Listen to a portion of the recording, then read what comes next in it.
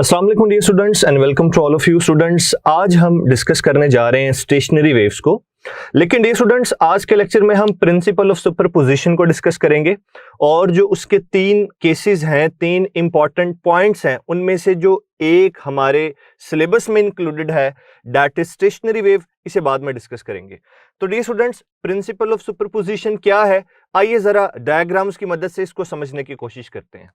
Dear students, let's suppose मेरे पास दो waves हैं। एक ये वेव है जो मैंने आपके सामने इस तरीके से ड्रॉ की, ठीक है, और इसी के कॉरस्पॉन्डिंगली एक हमारे पास सेकंड वेव है। ये इसे आप कह दें this is your wave number 1 और this is your wave number 2।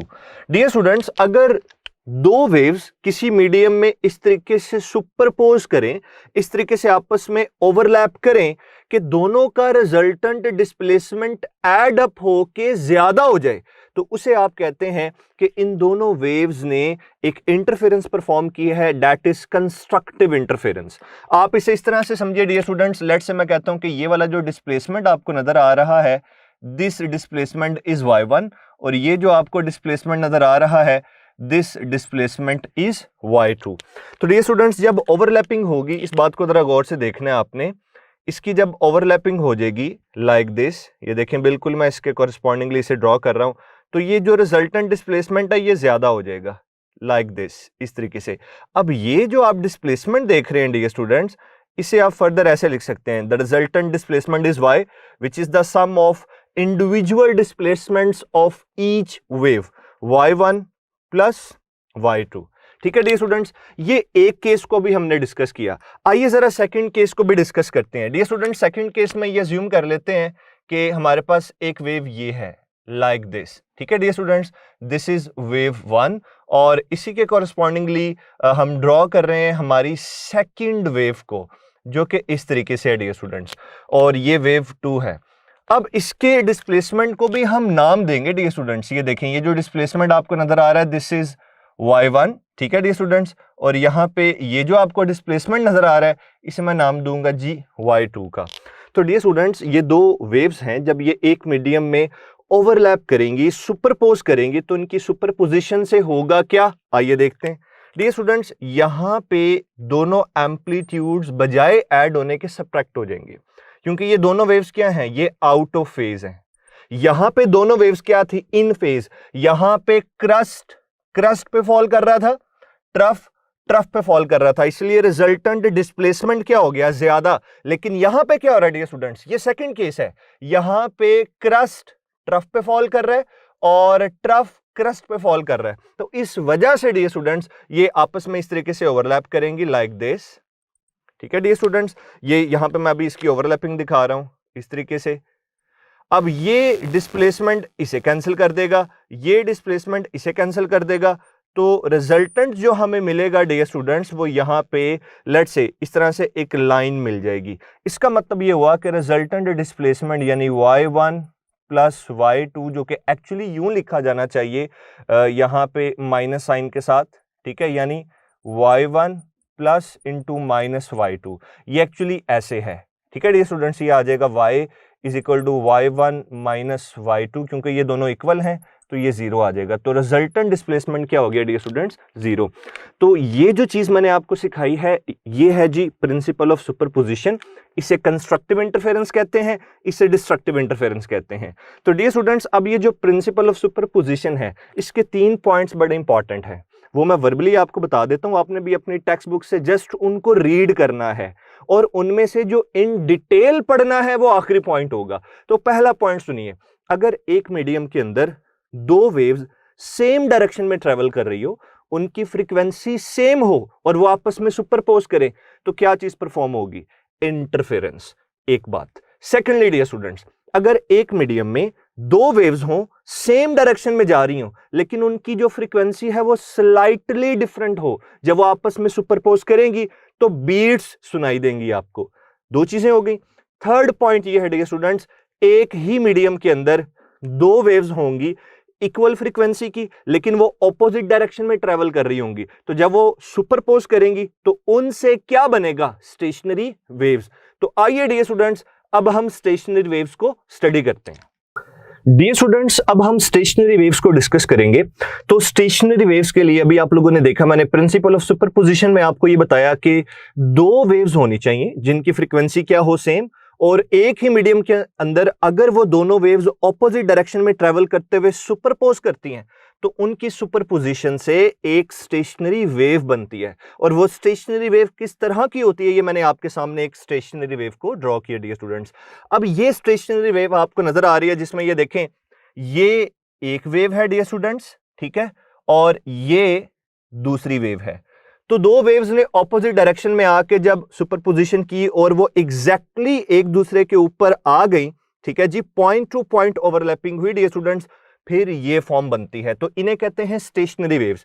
अब डियर स्टूडेंट्स, ये जो स्टेशनरी वेव्स आपको नजर आ रही हैं, इनके बारे में डिफरेंट पॉइंट्स को लर्न करना बहुत ज्यादा जरूरी है। जैसे डियर स्टूडेंट्स, नंबर 1, आप देख रहे हैं कि इस स्टेशनरी वेव्स पे कुछ पॉइंट्स हैं जो कि परमानेंटली जीरो डिस्प्लेसमेंट शो कर रहे हैं।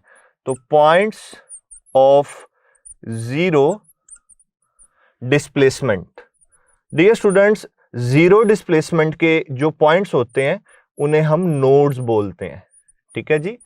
Points of zero displacement, these are known as nodes, ठीक है। और इसी तरह से पॉइंट्स ऑफ मैक्सिमम डिस्प्लेसमेंट, ठीक है जी, जिन पॉइंट्स का डिस्प्लेसमेंट मैक्सिमम है जो कि आपको वेव के ऊपर नजर आ रहे हैं डियर स्टूडेंट्स, उन्हें हम एंटी नोड बोलते हैं। तो ये देखेंगे जो मैंने मेंशन किया है, पॉइंट्स ऑफ जीरो डिस्प्लेसमेंट, तो जरा देखिएगा मैं इन्हें कहां पे शो कर रहा हूं। ये देखें डियर स्टूडेंट्स, ये है node, this is the point of zero displacement, ये है node, this is the point of zero displacement, और इसी तरह से डियर स्टूडेंट्स ये है node, the point of zero displacement. अब डियर स्टूडेंट्स मैं आपको बताऊंगा कि स्टेशनरी वेव के ऊपर मौजूद वो कौन से ऐसे पॉइंट्स हैं जो ऑसिलेट करते नजर आते हैं, जो मैक्सिमम डिस्प्लेसमेंट को शो करते हैं। वो ये हैं डियर स्टूडेंट्स, इन्हें बोला जाता है, ये एंटी नोड है, ये एंटी नोड है, क्योंकि ये इस तरीके से क्या कर रहे होते हैं, ऑसिलेट कर रहे हैं, ये ऑसिलेट कर रहे हैं, तो ये एंटी नोड्स हैं। तो नोड्स और एंटी नोड्स का आपको पता चल गया डियर स्टूडेंट्स कि points of zero displacements on the wave are known as nodes and the points of maximum displacements on the wave is known as anti node. अब डियर स्टूडेंट्स एक और बात का जरा ख्याल रखिएगा, यहां पे अगर मैं आपसे ये बात करूं कि ये जो नोड है, ठीक है ना, ये अपनी जगह से हिल नहीं सकता, नोड अपनी जगह से नहीं हिल सकता, ये फिक्स्ड है। तो क्या मैं ये अज्यूम कर सकता हूं कि नोड के ऊपर प्रेशर मैक्सिमम है, नोड के ऊपर स्ट्रेस मैक्सिमम है, इसलिए अपनी जगह से नहीं मूव कर सकता, ठीक है ना। तो यहां पे अगर इस बात को शो करना हो डियर स्टूडेंट्स, तो मैं ऐसे शो करूंगा कि ये जो पॉइंट आपको नजर आ रहा है ना, इस पॉइंट पे प्रेशर या स्ट्रेस मैक्सिमम है, ठीक है डियर स्टूडेंट्स। और जहां पे स्ट्रेस मैक्सिमम है वहां पे स्ट्रेन भी क्या है, मैक्सिमम है। स्ट्रेन क्या है, इट इज द डिफॉर्मेशन। तो एंटी नोड के लिहाज से जो नोड है इट इज डिफॉर्म्ड, ठीक है डियर स्टूडेंट्स। तो जहां पे प्रेशर मैक्सिमम है, स्ट्रेस मैक्सिमम है, वहां पे स्ट्रेन भी मैक्सिमम है। तो इस पॉइंट को भी हम मेंशन करते हैं, ये एक इंपॉर्टेंट पॉइंट है, और इसमें हम ये लिखेंगे कि प्रेशर, ठीक है जी, एक वर्ड हो गया, दूसरा वर्ड डियर स्टूडेंट्स है स्ट्रेस, ठीक है, तीसरा वर्ड डियर स्टूडेंट्स हो गया स्ट्रेन। ये मैक्सिमम होती हैं, ठीक है जी, stress, pressure, stress, strain are maximum at, कहां पे मैक्सिमम होते हैं, नोड्स पे। तो ये डियर स्टूडेंट्स अक्सर एंटी टेस्ट में, एमसीक्यूज में पूछा जाता है, तो ये पॉइंट जरा याद रखिएगा कि स्ट्रेस, प्रेशर और स्ट्रेन ये मैक्सिमम होते हैं कहां पे, नोड्स पे। अब डियर स्टूडेंट्स एक और आपको बात बताता हूं, इन वेव्स को ना हम स्टैंडिंग वेव्स भी कहते हैं। ये मैंने जानबूझ के स्टार्ट में आपको नहीं बताया, जब आप अपनी टेक्स्ट बुक पढ़ोगे तो वो स्टेशनरी वेव्स को स्टैंडिंग वेव भी बोलता है। What is meant by standing wave, ये जो एनर्जी है ना वो इस लूप के अंदर ऑसिलेट कर रही होती है, और एनर्जी कभी नोड्स से फ्लो करके आगे नहीं जाती। मतलब एक लूप के अंदर जो एनर्जी कन्फाइंड है वो एक लूप के अंदर ही ऑसिलेटिंग रहती है, वो इन नोड से फ्लो करके दूसरे लूप में नहीं जाती, पीछे भी कोई लूप होगा डियर स्टूडेंट्स वहां पे नहीं जाती। तो एनर्जी स्टैंड कर जाती है इस लूप के अंदर। तो इन्हें ये याद रखिएगा, इनको हम स्टैंडिंग वेव्स भी बोलते हैं। वजह क्योंकि एनर्जी लूप के अंदर स्टैंड कर जाती है, और वहां से फ्लो नहीं कर सकती। ठीक है जी, तो आपकी बुक में एक लाइन लिखी हुई है, energy can not flow past these points. वो पॉइंट्स कौन से हैं डियर स्टूडेंट्स? सॉरी, वो पॉइंट्स कौन से डियर स्टूडेंट्स? वो पॉइंट्स आपके नोड्स, ये याद रखिएगा। अब डियर स्टूडेंट्स हम फर्दर यहां पे ये डिस्कस करेंगे जी, what is meant by the wavelength of a stationary wave. एक जो स्टेशनरी वेव है, इसकी वेवलेंथ आप कैसे जस्टिफाई करते हैं, इसकी वेवलेंथ क्या होती है? तो डियर स्टूडेंट्स इसको सॉल्व करने का, इसको याद रखने का, क्योंकि अक्सर बच्चे क्या कर रहे होते हैं, इसमें क्रैमिंग कर रहे होते हैं। मैं आपको एक बड़ा जबरदस्त तरीका बताता हूं, जरा गौर से सुनिएगा। कि एक स्टेशनरी वेव आपको नजर आ जाए और मैं वहां से पूछूं कि बताएं जी, दो कंसेक्यूटिव नोड्स के दरमियान क्या डिस्टेंस है, दो कंसेक्यूटिव एंटी नोड्स के दरमियान क्या डिस्टेंस है, एक स्टेशनरी वेव की वेवलेंथ क्या होती है, कैसे आइडेंटिफाई कर सकते हैं, एक नोड से नेक्स्ट एंटी नोड के दरमियान डिस्टेंस कितना है, एक नोड से नेक्स्ट, एक एंटी नोड से नेक्स्ट नोड के दरमियान डिस्टेंस कितना है। तो ये सारी चीजें एमसीक्यूज के तौर पे पूछी जाती हैं, जो कि बहुत ज्यादा इंपॉर्टेंट है। तो ये जितनी भी मैं इंफॉर्मेशन आपसे शेयर कर रहा हूं रिगार्डिंग स्टेशनरी वेव्स, ये एमसीक्यूज के लिए इंपॉर्टेंट है। तो डियर स्टूडेंट्स, इसके लिए मैं जल्दी से आप लोगों के लिए एक डायग्राम दोबारा ड्रॉ करता हूं और इसको जरा गौर से देखिएगा स्टूडेंट्स, क्योंकि ये इंपॉर्टेंट है। लाइक दिस, ये देखिए मैंने आपके सामने एक वेव ड्रॉ कर दी और इसे स्टेशनरी वेव बनाने के लिए दोबारा से डियर स्टूडेंट्स यहां पे एक और वेव ये मैंने ड्रॉ कर दी। ठीक है डियर स्टूडेंट्स, अब आपको ये दो वेव्स नजर आ रही हैं और इनकी ओवरलैपिंग से आपको पता चला कि स्टेशनरी वेव्स बन गई। तो these are the stationary waves dear students. और मैं यहाँ पे मेंशन कर देता हूं कि ये पॉइंट नोड है, ये पॉइंट भी नोड है, ये पॉइंट नोड है। यहां पे हमारे पास एंटी नोड है A, this is antinode A जी। अब हम क्या बात करने जा रहे हैं? हम स्टेशनरी वेव की वेवलेंथ की बात कर रहे हैं डियर स्टूडेंट्स। अच्छा जल्दी से बताइए जरा, एक वेव की लेंथ याद है? प्रीवियस लेक्चर्स में मैं आपको सिखा के आया था कि वेवलेंथ का मतलब होता है वेव की लेंथ। तो आसान काम पता क्या है, आप इस स्टेशनरी वेव को एज ए होल देखते हो, आपको दो वेव्स दिखाई देती हैं। आप इसमें से एक देख लो ना, दो ना देखो, एक आइडेंटिफाई कर लो। एक नजर आ रही है? यस, ये देखें, ये ब्लू वाली, ये आपको एक कंप्लीट वेव दिखाई दे रही है। तो स्टेशनरी वेव में दो वेव्स की ओवरलैपिंग दिखाई दे रही होती है ना, तो उसमें जो एक वेव की वेवलेंथ है वही उस स्टेशनरी वेव की वेवलेंथ है। तो आप इस एक वेव की लेंथ को कंसीडर कर लें। तो डियर स्टूडेंट्स इधर देखिएगा जरा, ये जस्ट आपको समझाने के लिए मैं कर रहा हूं। ये मुझे एक वेव ये दिखाई दे रही है ये, तो इस वेव की जो टोटल लेंथ है डियर स्टूडेंट्स ये है लैम्डा, और जो एक वेव की लेंथ है वही हमारी स्टेशनरी वेव की वेवलेंथ है, ये याद रखिएगा। ठीक है डियर स्टूडेंट्स। अच्छा अब मेरा आपसे क्वेश्चन है, अब आप मुझे जल्दी से बताएं भाई, दो कंसेक्यूटिव एंटी नोड्स के दरमियान, दो एडजेसेंट एंटी नोड्स के दरमियान, या दो एडजेसेंट नोड्स के दरमियान कितना डिस्टेंस होगा? चले आप में से मुझे कोई कहता है सर यहां से लेके यहां तक डिस्टेंस है वन वेवलेंथ यानी लैम्डा। तो मुझे जल्दी से आप ही बताएं, एक नोड से नेक्स्ट नोड के दरमियान डिस्टेंस कितना होगा? ये जो टोटल आपको नजर आ रहा है ना डियर स्टूडेंट्स, आप इसे हाफ कर लो। ये देखें, जब इसे हाफ करोगे, इस टोटल डिस्टेंस को हाफ करोगे, तो दो नोड्स के दरमियान डिस्टेंस आ जाएगा जो कि आपके पास लैम्डा बाय 2 होगा। ठीक है डियर स्टूडेंट्स, ये एक बात आपने सीख ली। तो पता चला, अब देखें इस बात को लिखना भी है, एक नोड से नेक्स्ट एंटी नोड के दरमियान जो डिस्टेंस होता है डियर स्टूडेंट्स, ये होता है लैम्डा बाय 2। ठीक है, इसी तरह से याद रखिएगा एक, अच्छा जितना डिस्टेंस दो एडजेसेंट नोड्स के दरमियान है उतना ही डिस्टेंस दो एडजेसेंट एंटी नोड्स के दरमियान भी है। एक एंटी नोड से दूसरे एंटी नोड तक का जो डिस्टेंस होगा वो भी लैम्डा बाय 2 होगा। तो सेकंड इंफॉर्मेशन हमें ये मिल गई डियर स्टूडेंट्स, एक एंटी नोड से नेक्स्ट एंटी नोड का जो डिस्टेंस है ये भी कितना होगा? लैम्डा बाय 2 होगा। चलें जी, ये भी क्लियर हो गया। अच्छा डियर स्टूडेंट्स, अब आपको नजर आ रहा है डायग्राम में, ये दिखाने का मतलब ये है कि नेक्स्ट आर्टिकल आपको तभी समझ आएगा, उसकी अंडरस्टैंडिंग तब कंप्लीट होगी जब आपको ये वेवलेंथ वाला मामला समझ आ जाएगा। जब आपको ये समझ आ जाएगा जी एक स्टेशनरी वेव की वेवलेंथ कैसे निकालते हैं, node to node, anti node to anti node, हम चीजें कैसे डिस्कस करते हैं। अब डियर स्टूडेंट्स जल्दी से जरा गौर से देखिएगा, ये नोड है, ये एंटी नोड है, ये डिस्टेंस आपको पता है कितना है? This distance is lambda by 2।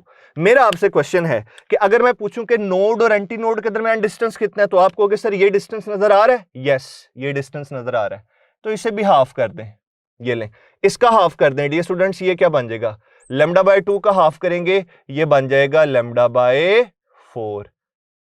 ठीक है डियर स्टूडेंट्स, तो एक नोड से नेक्स्ट एंटी नोड तक का जो डिस्टेंस है, यानी नोड से नेक्स्ट एंटी नोड का जो डिस्टेंस है डियर स्टूडेंट्स, ये है लैम्डा बाय 4। ओके हो गया डियर स्टूडेंट्स।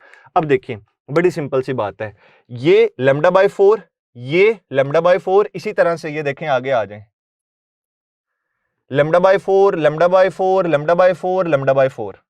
तो देखें यहां से यहां तक क्या बन रहा है, ये भी जरा वेरीफाई कर लेते हैं ना, क्योंकि मैंने स्टार्ट में जल्दी से क्या बोल दिया, जितना डिस्टेंस दो नोड्स के दरमियान है उतना ही दो एंटी नोड्स के दरमियान है, जस्टिफाई करते हैं। मैं 4 हिस्सों में डिवाइड कर ले, 4 इक्वल पार्ट्स में डिवाइड कर लें। ठीक है, ये भी एक तरीका हो सकता है, lambda by 4, lambda by 4, lambda by 4, lambda by 4, this lambda by 4 plus lambda by 4, तो दो कंसेक्यूटिव एंटी नोड्स के दरमियान में डिस्टेंस कितना आ गया, लैम्डा बाय 2 आ गया। तो ये जो मैंने एक इंफॉर्मेशन आपसे शेयर किया डियर स्टूडेंट्स, ये आपको डिफरेंट एमसीक्यूज के लिए बहुत ज्यादा हेल्पफुल है, इसे आपने याद रखना है, इसे आपने मिस नहीं करना है डियर स्टूडेंट्स।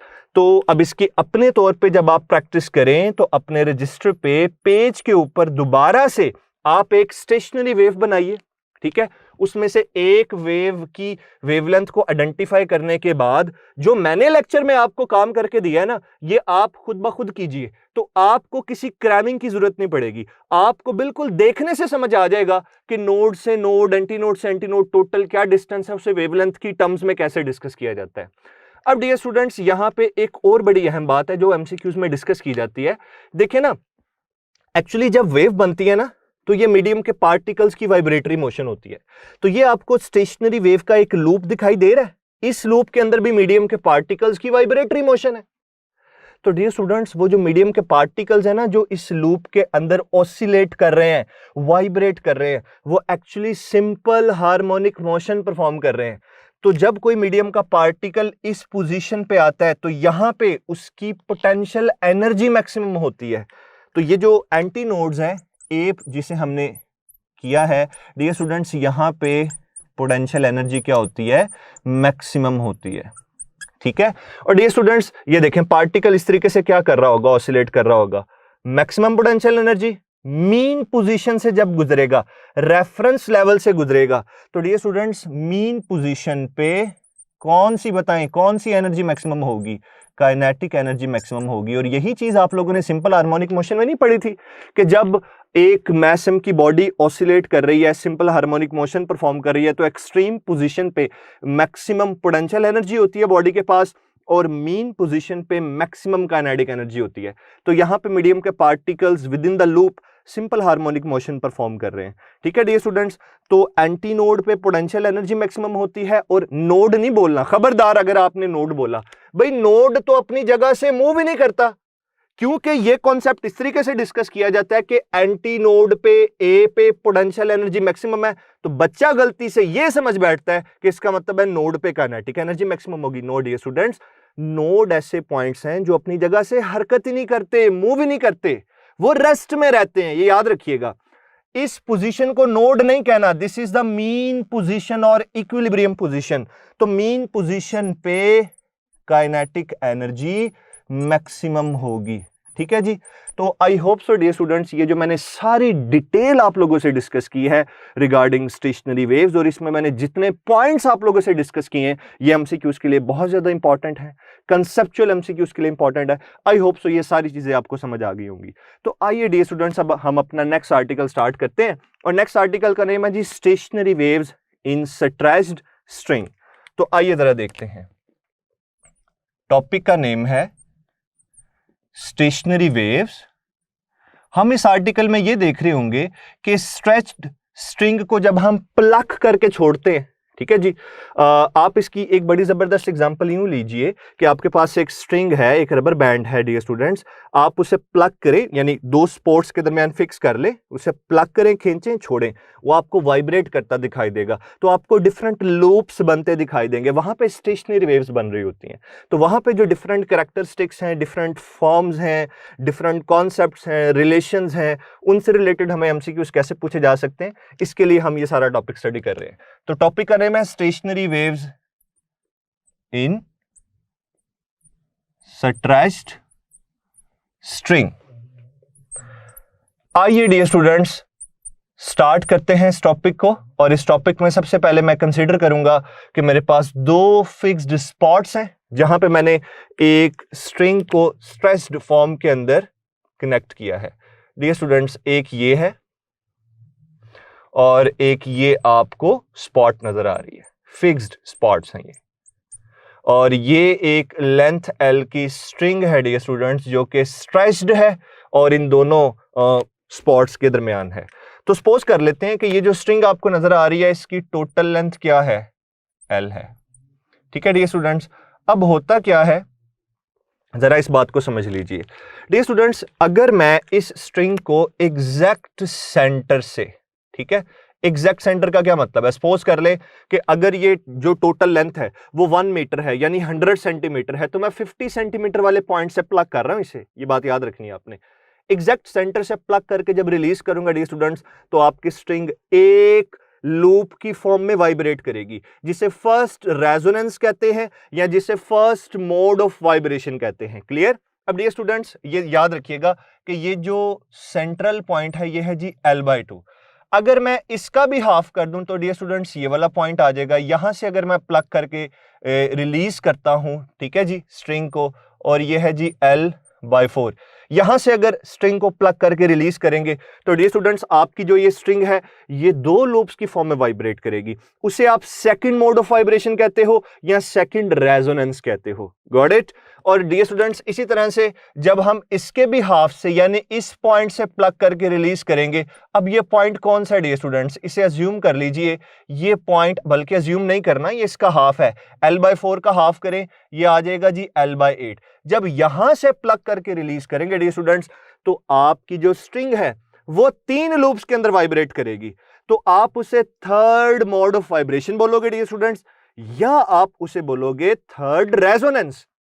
क्योंकि डियर स्टूडेंट्स हमने एंटीटेस्ट के अंदर पूरी डेरिवेशन नहीं करनी होती, हमारा कंसर्न रिजल्ट्स के साथ होता है, तो इसलिए जो डेरिवेशन वाला टॉपिक आता है मैं उसकी कभी डेरिवेशन नहीं करवाता। हाँ, कॉन्सेप्ट जरूर बता देता हूं कि इसमें ये हो रहा है, तो ये पूरे आर्टिकल के अंदर हमने डिस्कस करना है। अब डियर स्टूडेंट्स जब आप अपनी टेक्स्ट बुक पढ़ेंगे तो वहां पे वो ये सारी चीजें डिराइव करेगा, लेकिन एंटीटेस्ट के पॉइंट ऑफ व्यू से हम डायरेक्ट एक फॉर्मूला देखेंगे कि जब आपकी स्ट्रिंग फर्स्ट लूप की फॉर्म में वाइब्रेट करे, सेकंड लूप की फॉर्म में यानी दो लूप्स की फॉर्म में वाइब्रेट करे, 3 लूप्स की फॉर्म में वाइब्रेट करे, तो उसकी वेवलेंथ कैसे निकाली जाती है, उसकी फ्रीक्वेंसी कैसे निकाली जाती है, वो शॉर्टकट समझ लें, वो जनरल एक्सप्रेशन समझ लीजिए, वो हमारे पास मौजूद है। तो आइए डियर स्टूडेंट्स जल्दी से वो एक्सप्रेशंस देखते हैं। अगर आपने वेवलेंथ निकालनी हो तो वेवलेंथ का एक जनरल एक्सप्रेशन ये है, λn is equal to 2/n into L। एक ये रिलेशन है डियर स्टूडेंट्स, और यहां पे n एक इंटीजर है जिसकी जो वैल्यू है डियर स्टूडेंट्स वो जरा देख लें। n की वैल्यू स्टार्ट होगी जी 1 से 2 3 up to so on dear students. ठीक है, what is L? Length. It is the total length of the string. ठीक है जी। इसके अलावा डियर स्टूडेंट्स एक फ्रीक्वेंसी की फॉर्म है, फ्रीक्वेंसी की फॉर्म देखते हैं। फ्रीक्वेंसी की फॉर्म ये है dear students, Fn is equal to NF1। ये फ्रीक्वेंसी की फॉर्म है। F1 क्या है? फंडामेंटल फ्रीक्वेंसी है। तो डियर स्टूडेंट्स ये फॉर्म आपने याद रखनी है, n की वैल्यू मैंने आपके सामने लिख दी।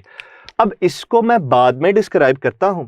सबसे पहले डियर स्टूडेंट्स हम ये देखेंगे कि जब इस स्ट्रिंग को हम प्लग करके रिलीज करते हैं तो डियर स्टूडेंट्स यहां पे स्टेशनरी वेव पैदा होती है। उस वेव की जो स्पीड है ये किन चीजों पर डिपेंड करती है? एक्सपेरिमेंटली हमें यह पता चला कि जो स्पीड है यहां इस स्ट्रिंग में पैदा होने वाली वेव की स्पीड, जिसे हम v से डिनोट कर रहे हैं, ये स्पीड डिपेंड करती है नंबर 1 टेंशन पे, जिसका मैं फॉर्मूला लिख रहा हूं, टेंशन।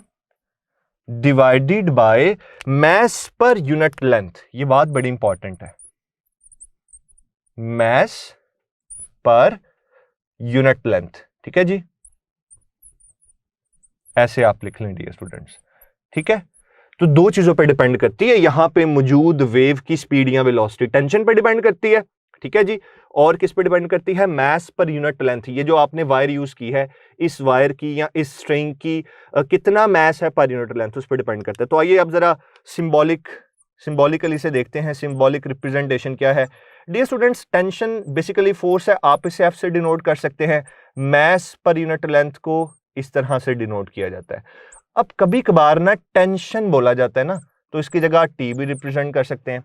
यूनिट लेंथ करने लगूं अब मैं, यूनिट लेंथ का मतलब है 1 मीटर, तो ये आएगा मास डिवाइडेड बाय 1 मीटर। तो डियर स्टूडेंट्स, आप इसे सिंपली ऐसे क्यों नहीं लिखते, T over m, because something divided by 1 is equal to something, यानी m divided by 1 is equal to m। लेकिन यहां पे एक प्रॉब्लम है, होल्ड ऑन डियर स्टूडेंट्स। अगर मैं आपसे एमसीक्यूज में ये पूछ लूं कि इस एक्सप्रेशन में ये जो m आपको दिखाई दे रहा है, इसके यूनिट्स क्या हैं, तो बच्चे फौरन से कहते हैं सर किलोग्राम, क्योंकि ये मास है। नो डियर स्टूडेंट्स, ये किलोग्राम नहीं है, it is mass per unit length. इसके जो यूनिट्स होंगे वो होंगे किलोग्राम पर मीटर। तो ये जो फैक्टर है, ये याद रखिएगा, अक्सर ये एमसीक्यूज में डिस्कस किया जाता है। ठीक है डियर स्टूडेंट्स, अब ये आप लोगों ने सीख लिया। अब डियर स्टूडेंट्स, टेंशन आपके पास है, ठीक है, टेंशन पता हो, मास पर यूनिट लेंथ पता हो, तो आप स्पीड निकाल सकते हैं। ओके, अब डियर स्टूडेंट्स, यहां से एक और काम करते हैं, फ्रीक्वेंसी निकाल सकते हैं हम। यस, फ्रीक्वेंसी का एक जनरल फॉर्मूला देखिए, वैसे तो हमें यूं लिखना चाहिए ना, V is equal to F lambda, F is equal to, ठीक है, यहां से आप फ्रीक्वेंसी निकाल लें, ये V ओवर लेमडा आ जाएगा। और डियर स्टूडेंट्स, इस रिलेशन में अगर मैं स्पीड V की वैल्यू पुट कर देता हूं, जो कि ये आपके सामने है, तो फ्रीक्वेंसी बन जाएगी। वो फ्रीक्वेंसी का जो रिलेशन है वो मैं डायरेक्ट आपके सामने लिख रहा हूं, जरा देखिएगा डियर स्टूडेंट्स। फ्रीक्वेंसी को आप ऐसे लिख सकते हैं, F N is equal to N over 2L, ठीक है, under root F over M. इस तरीके से डियर स्टूडेंट्स हम ये लिख सकते हैं। ये फ्रीक्वेंसी की फॉर्म है जो कि आप लोगों ने याद रखनी है। अब डियर स्टूडेंट्स, यहां पे ना एक और फॉर्म भी है जिसे मैं क्वेश्चन के तौर पे डिस्कस करूंगा। तो आइए जरा सबसे पहले एक क्वेश्चन डिस्कस करते हैं। डियर स्टूडेंट्स, एमसीक्यू ये है कि आपने ये बताना है कि इनमें से कौन सा ग्राफ बिल्कुल ठीक है एक स्ट्रिंग के लिए, ठीक है, जिसकी अगर टेंशन को कांस्टेंट रखा जाए, और ये जो आपको दो फिक्स्ड स्पॉट्स के दरमियान ये जो एक वायर नजर आ रही है, एक तो टेंशन इसकी कांस्टेंट रखनी है, सेकेंडली डियर स्टूडेंट्स आपने इसका जो क्रॉस सेक्शनल एरिया है इस वायर का या स्ट्रिंग का वो कांस्टेंट रखना है। तो फौरन से बता दीजिए कि इनमें से कौन सा ग्राफ वैलिड होगा। अब ग्राफ किस किस के दरमियान है ये आप डायरेक्टली देखें, frequency and under root of density of the material of which the string और वायर इज मेड। ठीक है जी, क्या ये ग्राफ ठीक है डियर स्टूडेंट्स? इसी तरह से सेकंड ग्राफ है हमारे पास, ठीक है, वर्टिकल एक्सिस के ऊपर फ्रीक्वेंसी है और हॉरिजॉन्टल एक्सिस के ऊपर अंडर रूट ऑफ डेंसिटी है। क्या ये वाला ग्राफ ठीक है डियर स्टूडेंट्स? इसी तरह से जो थर्ड ग्राफ है हमारे पास वो ये है कि ये फ्रीक्वेंसी है, ठीक है जी, और यहाँ पे अंडर रूट ऑफ डेंसिटी है। तो ज़रा जल्दी से बताएं क्या ये वाला ग्राफ ठीक होगा डियर स्टूडेंट्स? तो ये तीन ग्राफ्स आपके सामने हैं, और डियर स्टूडेंट्स फोर्थ ग्राफ भी ज़रा आप देख लें, क्योंकि एमसीक्यू के अंदर 4 ऑप्शंस को डिस्कस किया जाएगा। तो 4 ऑप्शंस के अंदर ये 4 डिफरेंट ग्राफ्स मौजूद हो सकते हैं, ठीक है, या ये वाला ग्राफ ठीक होगा डियर स्टूडेंट्स। तो अब बच्चा पता क्या सोचता है, वो फ्रीक्वेंसी के इस रिलेशन की तरफ आ जाता है या फ्रीक्वेंसी के इस रिलेशन की तरफ आ जाता है, और वो देखता है कि डेंसिटी पे जो डिपेंडेंस है ही नहीं, तो वो क्या करता है, कहता है जी whatever is the density of the material और द स्ट्रिंग, फ्रीक्वेंसी क्या रहेगी, सेम रहेगी, वो ये वाला आंसर लगा के आ जाता है। लेकिन डियर स्टूडेंट्स ये रॉन्ग है। आइए अब मैं जरा आपको एक नई चीज सिखाता हूं। देखें डियर स्टूडेंट्स, आप सब जानते हैं डेंसिटी किसके बराबर है, मास पर यूनिट वॉल्यूम के बराबर है। यहां से अगर मैं मास को सेपरेट करूं डियर स्टूडेंट्स, तो ये आ जाएगा डेंसिटी इनटू वॉल्यूम। ठीक है डियर स्टूडेंट्स, दोनों तरफ लेंथ L से इसलिए डिवाइड करना है क्योंकि ये मास नहीं है, it is mass per unit length. तो दोनों तरफ लेंथ L से हमने डिवाइड कर दिया। तो अब डियर स्टूडेंट्स पता ये चला कि mass per unit length is equal to density as it is रहेगी, और वॉल्यूम की जगह आ जाएगा area multiplied by length. Volume की जगह A इंटू एल लिख दिया डिवाइडेड बाय लेंथ। अब आपको नजर आ रहा है कि ये जो लेंथ है, ये वाली लेंथ इस लेंथ से कैंसिल हो जाएगी, और पता ये चला स्टूडेंट्स कि हम मास पर यूनिट लेंथ की जगह density into cross sectional area mention कर सकते हैं। तो अब आपके दो नए रिलेशंस बन गए। तो एक मैं स्पीड का नया रिलेशन बना के दूंगा डियर स्टूडेंट्स, और एक मैं फ्रीक्वेंसी का बना के दूंगा। तो ये देखें जरा, वो रिलेशंस मैं यहां पे लिखता हूं। स्पीड का रिलेशन डियर स्टूडेंट्स अब ये बन जाएगा, speed is equal to tension divided by, देखें वहां पे क्या था, मास पर यूनिट लेंथ। अब मास पर यूनिट लेंथ की जगह यानी इस जगह पे आप डेंसिटी इनटू एरिया लिखोगे। तो डियर स्टूडेंट्स एक ये रिलेशन आपका बन गया। ओके डियर स्टूडेंट्स, अब फर्दर फ्रीक्वेंसी को देखते हैं। Frequency F N is equal to N over 2L under root जी। डियर स्टूडेंट्स यहां पे आ गई टेंशन, टेंशन डिवाइडेड बाय जी। ये आ गई ना मास पर यूनिट लेंथ, तो मास पर यूनिट लेंथ की जगह आप क्या लिखेंगे, रो इंटू ए। तो आपने अभी जरा आप देखें कि मैंने इस एमसीक्यू को डिस्कस करते हुए, ये जो मैं एक एमसीक्यू डिस्कस कर रहा था, इसमें मैंने एक चीज बोली थी कि टेंशन कांस्टेंट है और एरिया कांस्टेंट है। तो अगर टेंशन और एरिया को कांस्टेंट रखा जाए तो फ्रीक्वेंसी का क्या रिलेशन आ रहा है डियर स्टूडेंट्स। तो यहां से पता चला कि frequency is inversely proportional to square root of density. तो अब बताइए डियर स्टूडेंट्स, इनवर्स रिलेशन आ गया। तो इनवर्स रिलेशन का मतलब यह है कि हमारा जो करेक्ट आंसर होगा यहां पे वो ये वाला ग्राफ होगा। आप इस तरह समझिए, अल्फा बीटा चार्ली डेल्टा, तो बीटा इज करेक्ट आंसर। तो ये डियर स्टूडेंट्स इस तरीके से ये फॉर्म्स भी पूछी जा सकती है, इनको आपने याद रखना है। अब डियर स्टूडेंट्स यहां पे एक सबसे अहम बात मैं आपको बताने जा रहा हूं। अक्सर हम डिस्कस करते हैं first mode of vibration, first resonance, या हम मेन टोन बेसिक टोन की बात करते हैं, या ओवरटोन्स की बात कर रहे होते हैं। अब ये सारी कहानी क्या है, आइए जरा इसको कंसेप्चुअली समझ लेते हैं, उसके बाद फिर हम क्वेश्चंस की तरफ चलते हैं। और फिर हमने ज्यादा से ज्यादा प्रैक्टिस करनी है ताकि ये पता चले कि इस टॉपिक से रिलेटेड हमें किस तरह के एमसीक्यूज पूछे जाते हैं। तो डियर स्टूडेंट्स मैं इसे ऐसे डिस्कस करूंगा, ये देखें मैं फर्स्ट मोड ऑफ वाइब्रेशन की एक डायग्राम बनाने जा रहा हूं। फर्स्ट मोड ऑफ वाइब्रेशन में क्या होगा कि आपकी स्ट्रिंग लाइक दिस एक लूप की फॉर्म में वाइब्रेट करेगी। अब आपको यह बात पता होनी चाहिए कि आपकी स्ट्रिंग एक लूप की फॉर्म में वाइब्रेट कर रही है, तो ये एक लूप बन रहा है, ये एंड पे नोड्स डेंसर मीडियम यानी जो आपके फिक्स्ड पॉइंट्स हैं वहां पे नोड्स बनेंगे। तो दो कंसेक्यूटिव नोड्स के दरमियान डिस्टेंस क्या होता है, लैम्डा बाय 2। तो यहां पे अब मैं डायरेक्ट लिखूंगा कि अब जो स्ट्रिंग की लेंथ है वो in terms of wavelength lambda by 2 के बराबर होगी। तो डियर स्टूडेंट्स इसे हम बोलते हैं फर्स्ट मोड ऑफ वाइब्रेशन, या डियर स्टूडेंट्स हम इसे बोलते हैं फर्स्ट रेजोनेंस। ये दो वर्ड्स हैं, याद रखिएगा। फर्स्ट मोड ऑफ वाइब्रेशन का मतलब ये है डियर स्टूडेंट्स कि आपकी स्ट्रिंग एक लूप की फॉर्म में वाइब्रेट करेगी।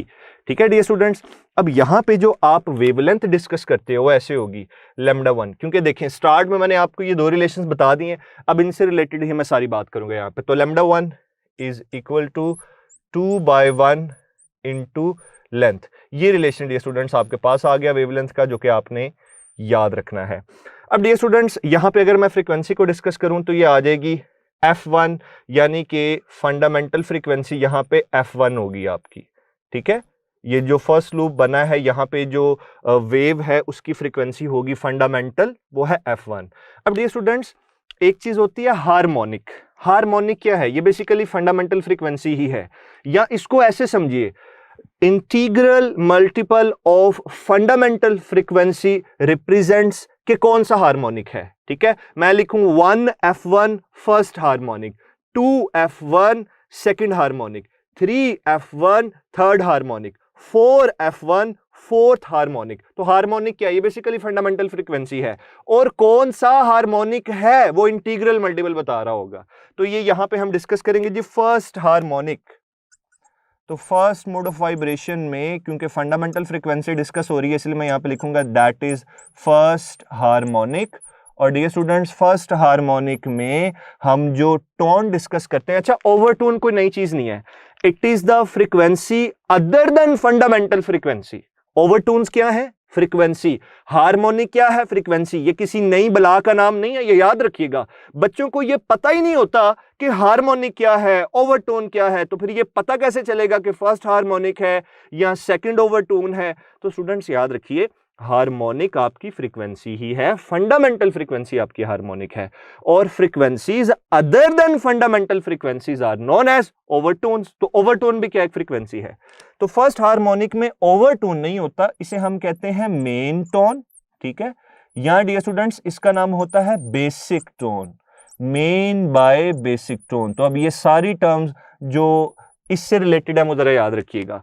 सेकेंडली डियर स्टूडेंट्स आपको सेकंड मोड ऑफ वाइब्रेशन का पता होना चाहिए। इसमें जो आपकी स्ट्रिंग है ये दो लूप्स की फॉर्म में वाइब्रेट करेगी, तो इसे मैं ऐसे रिप्रेजेंट कर सकता हूं लाइक दिस, इस तरह से। ये देखें आपकी स्ट्रिंग कितने लूप्स में वाइब्रेट कर रही है? दो लूप्स की फॉर्म में वाइब्रेट कर रही है।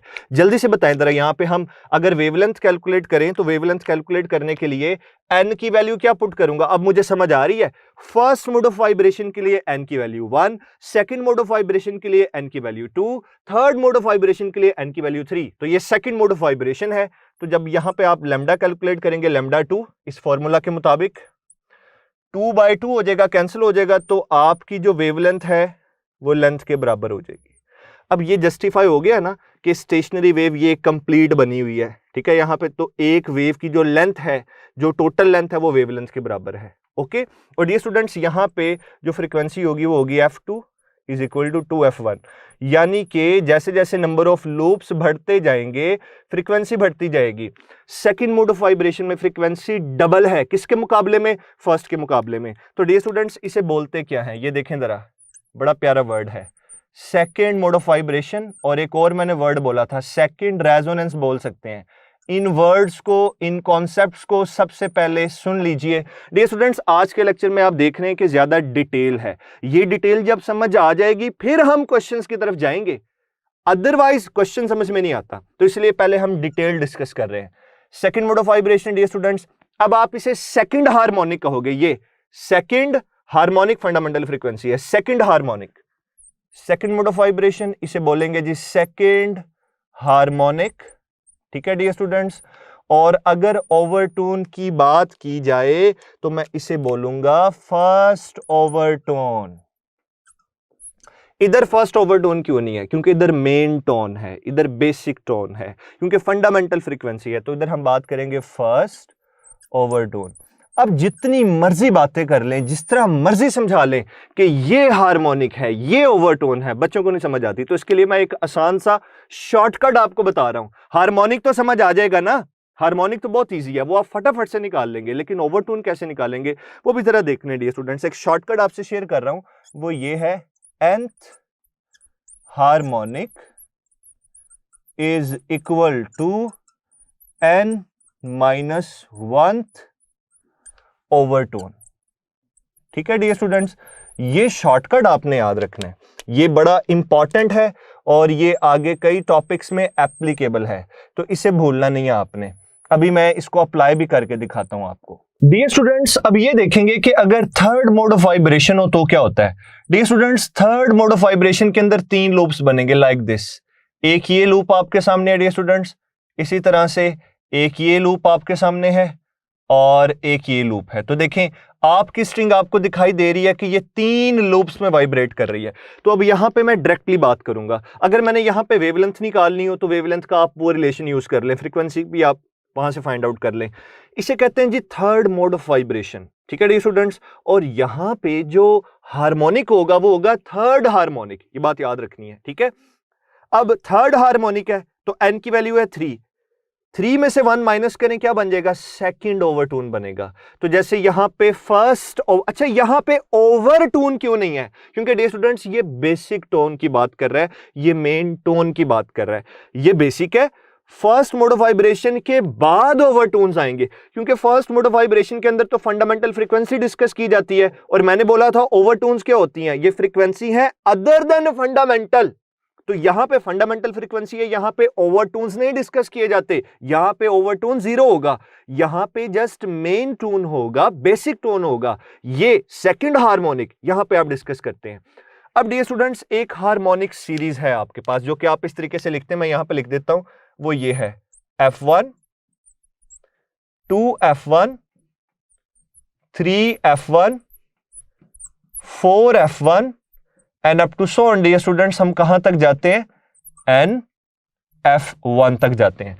अब ये जो सीरीज लिखी है ना डियर स्टूडेंट्स, देखें यहां से मैं सारी की सारी बातें क्लियर करता हूं आपको कि ये सीरीज क्यों इंपॉर्टेंट है। इसे हार्मोनिक सीरीज कहते हैं डियर स्टूडेंट्स। ये देखें, मैंने आपको बोला था इंटीग्रल, अब चीजों को जरा गौर से सुनिएगा, ये सारा समराइज कर रहा हूं और फिर देखते हैं कि आपको कितनी समझ आई है।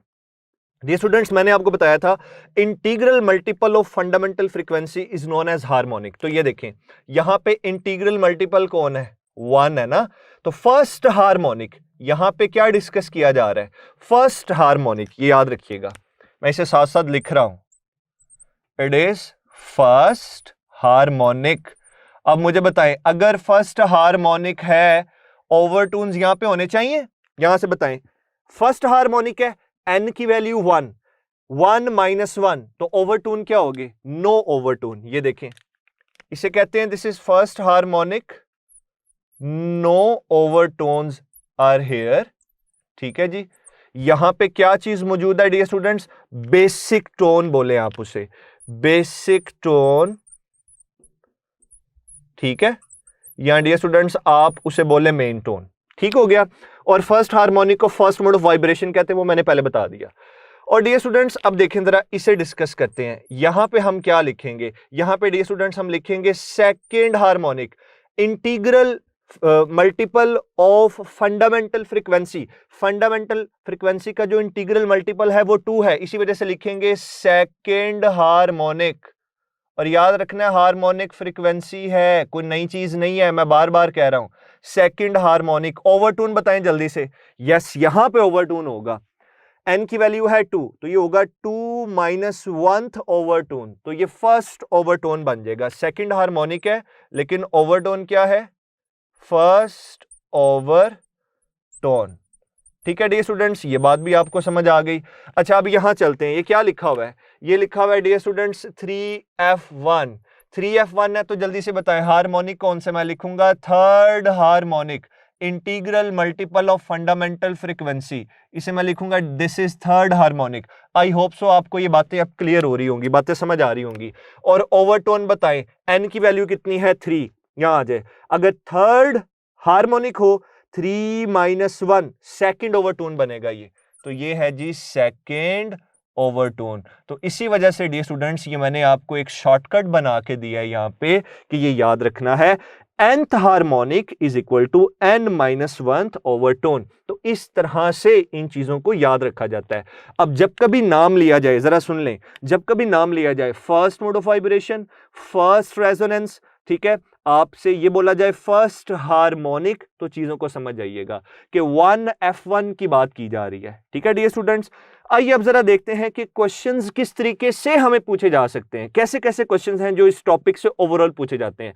अब हम क्वेश्चंस पे क्वेश्चंस करेंगे और फिर हमें समझ आएगी ये बात कि डियर स्टूडेंट्स, इतनी ज्यादा जो हमने डिस्कशन की, बहस की, चीजों को सीखा, कंसेप्चुअली देखा, वो चीजें कैसे अप्लाई हो रही होती हैं क्वेश्चन के अंदर। तो आइए जरा एक क्वेश्चन डिस्कस करते हैं dear students. Let's say question ये है कि एक आपको डायग्राम गिवन है इस तरीके से, लाइक दिस।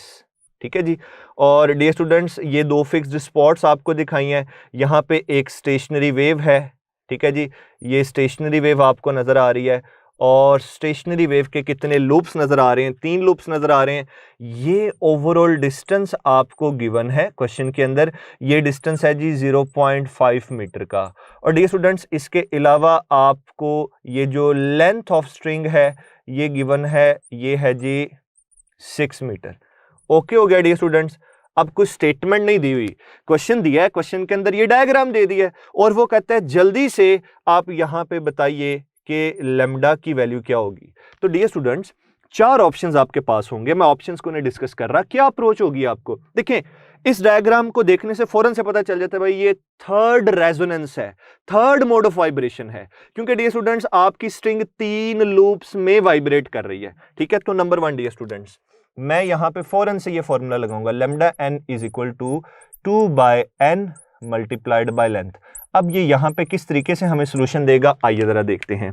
डियर स्टूडेंट्स ये 3 लूप्स की फॉर्म में वाइब्रेट कर रही है, थर्ड मोड ऑफ वाइब्रेशन है, n की वैल्यू 3 यूज करूंगा, ये आ जाएगा 2 और इधर फिर n की वैल्यू 3 मल्टीप्लाइड बाय, हाँ जी टोटल लेंथ कितनी है वो हमें गिवन है, वो है जी 6। तो डियर स्टूडेंट्स ये देखें 3 1 द 3 3 2 द 6 2 into 2 4, तो इसका मतलब है डियर स्टूडेंट्स हमारा जो करेक्ट आंसर होगा वो क्या होगा, 4 मीटर होगा। डियर स्टूडेंट्स अक्सर एमसीक्यू के अंदर यह भी डिस्कस किया जाता है कि जैसे जैसे आपके नंबर ऑफ लूप्स इंक्रीज होते हैं तो इसका इफेक्ट क्या होता है। ठीक है, नंबर ऑफ लूप्स इंक्रीज होने का क्या मतलब है, first mode of vibration 1 loop, second mode of vibration 2 loops, third mode of vibration 3 loops. तो नंबर ऑफ लूप्स के इंक्रीज होने से फ्रीक्वेंसी और वेवलेंथ पे क्या फर्क पड़ता है ये आपने बताना है। डियर स्टूडेंट्स ये देखें यहां से आपको नजर आ रहा है कि अगर फिक्स्ड लेंथ रख के हम नंबर ऑफ लूप्स को ज्यादा करेंगे तो वेवलेंथ क्या होगी, डिक्रीज होगी, एक पॉइंट।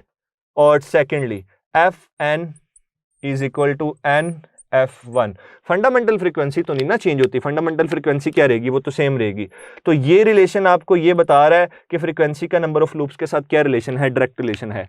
तो पता ये चला डियर स्टूडेंट्स कि नंबर ऑफ लूप्स को इंक्रीज करने से हमारी जो वेवलेंथ है ये डिक्रीज होती है, ठीक है, और जो फ्रीक्वेंसी है ये इंक्रीज हो जाती है। ठीक है, और डियर स्टूडेंट्स यहां पे इस तरीके से चीजें डिस्कस की जाती हैं। तो एक ये एमसीक्यू हो गया आपके सामने, एक ये एमसीक्यू हो गया, और एक मैंने ये ओवरऑल आपसे एमसीक्यू डिस्कस किया कि अगर कोई ग्राफ से रिलेटेड क्वेश्चन आ जाए तो वो इस तरह का क्वेश्चन है जो आपसे अक्सर पूछा जाता है। डियर स्टूडेंट्स अब हमें क्वेश्चन इस तरीके से भी पूछा जा सकता है, इसे जरा गौर से देखिएगा। आपको एक कंप्लीट स्टेटमेंट गिवन होगी, लेकिन मैं यहाँ पे इसको जरा शॉर्ट टर्म में इस तरीके से डिस्कस कर रहा हूँ कि लेट्स से डियर स्टूडेंट्स आपके पास ये 2 फिक्स्ड स्पॉट्स हैं, ठीक है जी, इन दोनों फिक्स्ड स्पॉट्स के दरमियान एक स्ट्रेच्ड स्ट्रिंग है आपके पास, ठीक है डियर स्टूडेंट्स, और इसकी जो टोटल लेंथ है ये आपको 1 मीटर गिवन है। ओके डियर स्टूडेंट्स, एक इंफॉर्मेशन मैंने आपको दी, स्ट्रेच्ड स्ट्रिंग है, इसकी लेंथ 1 मीटर है।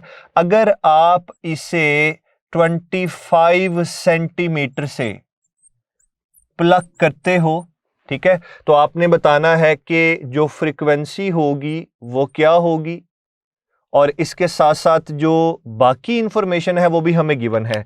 हमें ये बताया हुआ डियर स्टूडेंट्स कि यहाँ पे जो स्ट्रेच्ड स्ट्रिंग है इसमें टेंशन है 20 न्यूटन की डियर स्टूडेंट्स, और ये जो आपको स्ट्रिंग नजर आ रही है इसका जो मास है डियर स्टूडेंट्स ये है जी 5 × 10⁻⁻⁴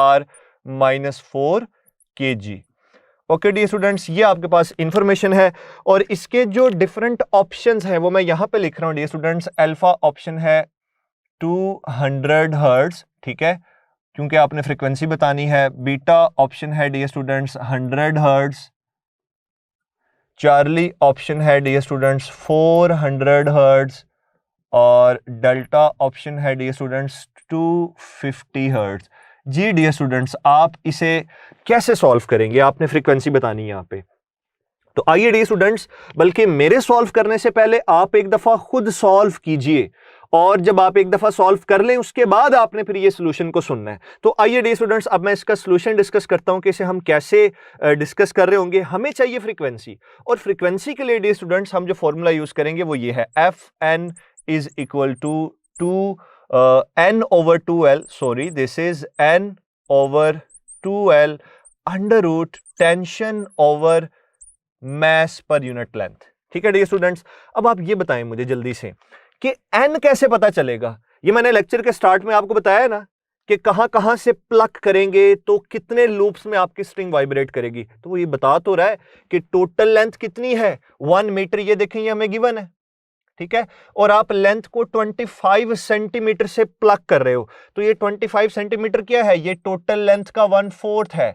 L/4 से प्लग कर रहे हो, और अगर आप 25 सेंटीमीटर यानी L/4 से प्लग करते हो, तो डियर स्टूडेंट्स इसका मतलब ये है कि आपकी जो स्ट्रिंग है वो 2 लूप्स की फॉर्म में वाइब्रेट करेगी। तो पता ये चला कि जब आप उसे 25 सेंटीमीटर से प्लग करके रिलीज करोगे तो सेकंड मोड ऑफ वाइब्रेशन की बात कर रहा है। ये चीज बड़ी इंपॉर्टेंट है, ठीक है डियर स्टूडेंट्स। ये 25 सेंटीमीटर यहां से भी हो सकता है मैं इसे यहां पे कंसीडर कर लूं तो इससे कोई फर्क नहीं पड़ता है। तो अब हमें यह पता चल चुका कि डियर स्टूडेंट्स यहां पे जो फ्रीक्वेंसी है वो आपने सेकंड मोड ऑफ वाइब्रेशन की निकालनी है। तो ये देखें, ये आ जाएगा ऊपर 2n की वैल्यू, ये दिस इज नथिंग, ये n है, n की वैल्यू 2 है dear students, 2 as it is. Length कितनी है आपको गिवन है, ये है 1 मीटर, ठीक है डियर स्टूडेंट्स। अच्छा जी, टेंशन हमें कितनी गिवन है, टेंशन है 20, और डियर स्टूडेंट्स ये होती है mass per unit length. Unit length पहले गिवन है, 1 मीटर लेंथ है, ठीक है। तो अब आप जो मास लिखेंगे वो एज इट इज लिख देंगे, यानी 5 × 10⁻⁻⁴।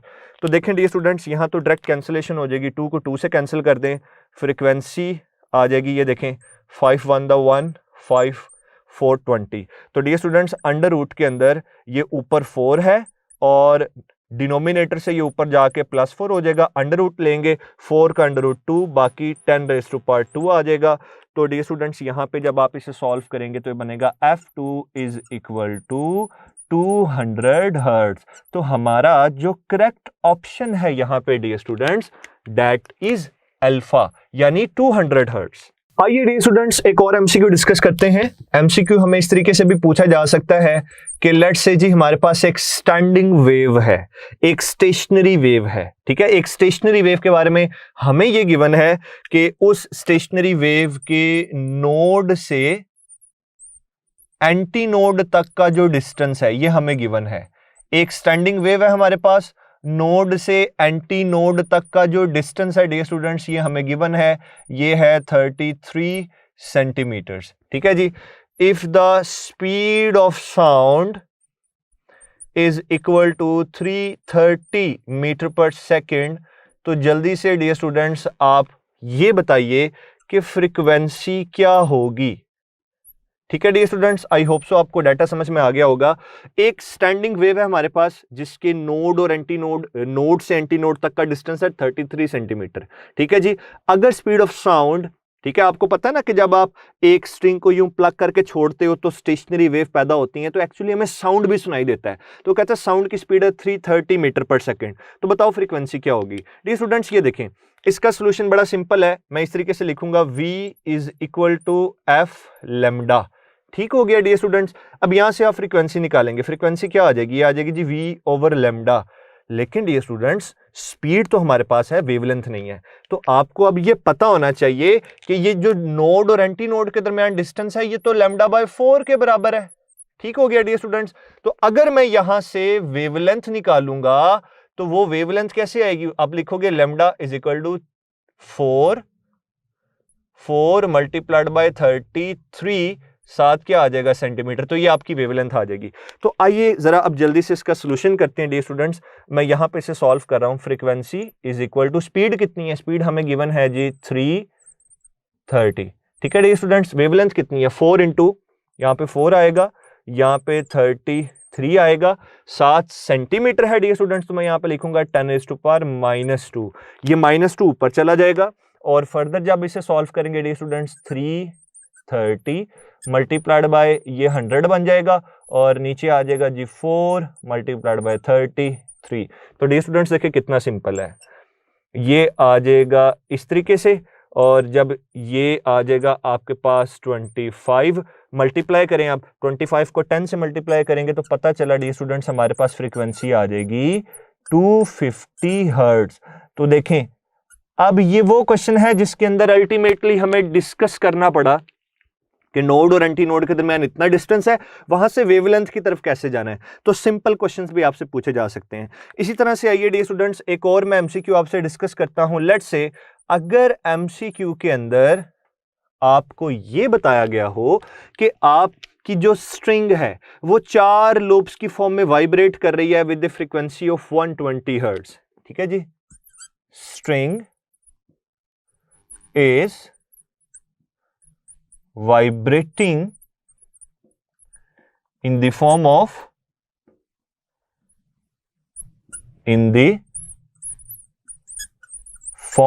of 4 loops or with the frequency of 120 hertz. ये इंफॉर्मेशन हमें गिवन है डियर स्टूडेंट्स, ठीक है। एक स्ट्रिंग है जो कि वाइब्रेट कर रही है, कितने सेगमेंट्स में, कितने लूप्स में वाइब्रेट कर रही है, 4 लूप्स में, कितनी फ्रीक्वेंसी के साथ, 120 हर्ट्ज फ्रीक्वेंसी के साथ। जल्दी से मुझे फंडामेंटल फ्रीक्वेंसी बता दीजिए क्या होगी। चलें, मैं नई वर्ड यूज करता फंडामेंटल फ्रीक्वेंसी, मैं आपको कहता हूं जी मेन टोन बताओ कितने हर्ट्ज होगा, बेसिक टोन बताओ कितने हर्ट्ज होगा। इस तरीके से भी बात की जा सकती है, ठीक है। लेट्स से अगर मैं आपको क्वेश्चन में ये बोलता डियर स्टूडेंट्स कि स्ट्रिंग कितने लूप्स में वाइब्रेट कर रही है, 4 लूप में वाइब्रेट कर रही है, तो 4th हार्मोनिक हो गया। मैं आपसे कहता भाई 3rd हार्मोनिक इतना है। या लेट से मैं आपसे ये ना बात करता, मैं चेंज कर रहा हूं जरा, मैं आपको बता रहा हूं वेरिएशन कैसे आ सकती है। अब इस क्वेश्चन की तरफ चलते हैं, लेकिन पहले वेरिएशन को सुन लें। अगर मैं आपको इस क्वेश्चन के अंदर ये कहूं कि 4 लूप्स की जो फ्रीक्वेंसी है वो 120 हर्ट्ज है, तो आप तो फौरन से समझ जाएंगे ना कि ये 4th मोड ऑफ वाइब्रेशन की बात कर रहे हैं, ये 4th हार्मोनिक की बात कर रहे हैं। लेकिन अगर मैं ओवरटोन का वर्ड यूज करता, मैं कहता जी फर्स्ट ओवरटोन 120 हर्ट्ज है, फिर आप क्या कंसीडर करते, मैं आपको कहता नहीं जी सेकंड ओवरटोन 120 हर्ट्ज है, 3rd ओवरटोन 120 हर्ट्ज है, तो फिर आपने हार्मोनिक के लिहाज से सोचना है। ये वेरिएशन भी पूछी जा सकती है। तो आइए जरा इसे देखते हैं, ये तो इंतहाई सिंपल है। F4 is equal to 4 F1। तो यहां से डियर स्टूडेंट्स आप जब फ्रीक्वेंसी फंडामेंटल फाइंड आउट करेंगे तो F1 will be equal to F4 divided by 4, ये आ जाएगा 120 डिवाइडेड बाय 4, और डियर स्टूडेंट्स ये आ जाएगा आपके पास 30 हर्ट्ज। तो ये आपकी फंडामेंटल फ्रीक्वेंसी। तो बेसिक क्वेश्चंस इस तरीके से भी पूछे जा सकते हैं। आइए डियर स्टूडेंट्स एक और एमसीक्यू डिस्कस करते हैं। ये आपके सामने एक सिनेरियो है जिसमें बताया गया जी ये 2 फिक्स्ड स्पॉट्स हैं आपके पास, और यहां पे जो एक स्ट्रेच्ड स्ट्रिंग है उसकी लेंथ आपको गिवन है, दैट इज 5 मीटर। और जब इसे स्ट्रेच किया तो इसके अंदर टोटल टेंशन जो हमने ऑब्जर्व की दैट इज 80 न्यूटन, और यहां पे जो स्ट्रिंग यूज हुई है उसका मास कितना है, 1 kg है। तो डियर स्टूडेंट्स सपोज कर लें कि अगर ये स्ट्रिंग 5 सेगमेंट्स में, 5 लूप्स में वाइब्रेट कर रही है, तो जल्दी से बता दीजिए कि इसकी स्पीड क्या होगी। ठीक है डियर स्टूडेंट्स, तो आइए जरा देखते हैं। अब क्वेश्चन के अंदर ये चीजें बच्चों को बहुत ज्यादा कंफ्यूज करती हैं कि सर 5 सेगमेंट्स में 5 लूप्स की फॉर्म में वो वाइब्रेट कर रही है, तो सर स्पीड कैसे फाइंड आउट करें? क्या कोई ऐसा फॉर्मूला है जिसमें number of, just dear students ये आपको डी ट्रैक करने के लिए दिया हुआ है, चाहे वो एक मतलब लूप की फॉर्म में वाइब्रेट करे, 2 लूप्स की फॉर्म में वाइब्रेट करे, 3 लूप्स की फॉर्म में वाइब्रेट करे, आपको यह पता होना चाहिए कि जो स्पीड है वो सिर्फ टेंशन और मास पर यूनिट लेंथ पर डिपेंड करती है। अगर ये 2 चीजें सेम है तो स्पीड सेम रहेगी।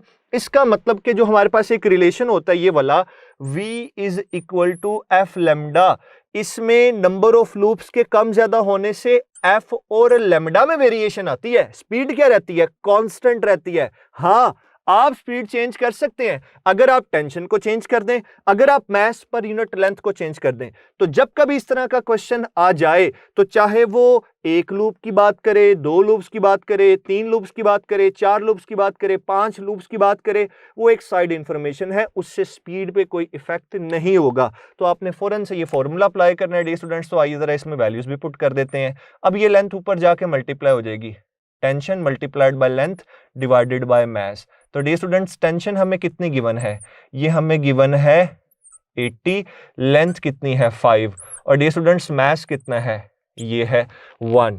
तो डियर स्टूडेंट्स ये देखें, फर्दर आप इसे ऐसे लिख सकते हैं 500, इस तरीके से ये √400 बन जाएगा।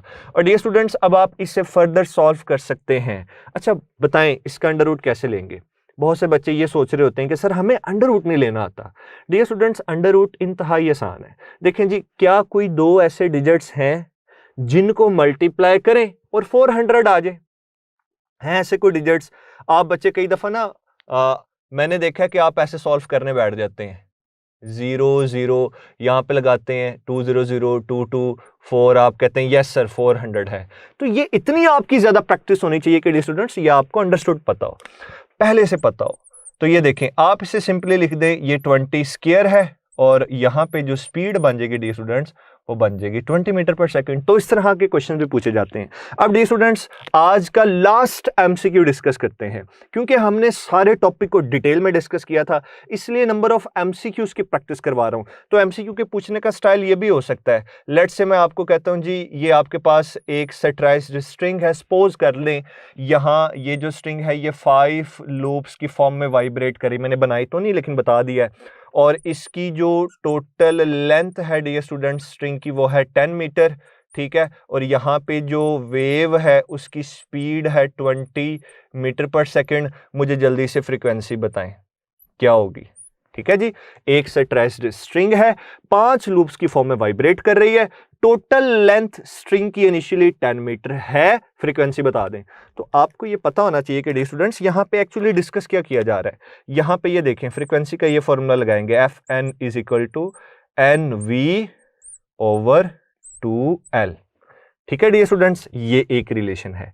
ये कहां से बन गया डियर स्टूडेंट्स, ये रिलेशन आपकी टेक्स्ट बुक के अंदर ही मौजूद है। जो फंडामेंटल फ्रीक्वेंसी है ना डियर स्टूडेंट्स वो V ओवर 2L है ना, तो ये Fn is equal to NF1 है। तो एक्चुअली F1 आपकी यहां पे V ओवर 2L है। ठीक है डियर स्टूडेंट्स, तो ये रिलेशन आपकी टेक्स्ट बुक में गिवन है। तो वो जो मैंने स्टार्ट में जनरल रिलेशन से डिस्कस किए थे वहां पे मैंने डायरेक्ट लिख दिया था Fn is equal to NF1, F1 की जगह V ओवर 2L लिखेंगे तो ये रिलेशन आ जाएगा। अब डियर स्टूडेंट्स सारी वैल्यूज गिवन है, जल्दी से जरा इसे सॉल्व करते हैं। ये देखें, ये आ जाएगा 5, स्पीड हमें कितनी गिवन है, स्पीड हमें गिवन है 20, ये 2 एज इट इज रहेगा, लेंथ कितनी है ये, तो देखें 0 0 से कैंसिल हो जाएगा। ठीक है डियर स्टूडेंट्स, 2 2 से कैंसिल हो जाएगा, तो जो फ्रीक्वेंसी है ये हमारे पास आ जाएगी 5 हर्ट्ज। तो ये डियर स्टूडेंट्स आपका आज का लेक्चर है जो कि इन डिटेल हम लोगों ने डिस्कस किया स्टेशनरी वेव्स को, स्टेशनरी वेव्स इन सेटराइज्ड स्ट्रिंग को, हमने ओवरटोन्स की बात की, हार्मोनिक्स की बात की, हमने मोड ऑफ वाइब्रेशंस की बात की। तो डियर स्टूडेंट्स मेरी आपसे रिक्वेस्ट है कि आप इसे टेक्स्ट बुक से अच्छे तरीके से पढ़िए, अगर कोई भी प्रॉब्लम हो तो जरूर डिस्कस कीजिए। Wish you very best of luck dear students, अपना ख्याल रखिएगा। थैंक यू सो मच, अल्लाह हाफिज।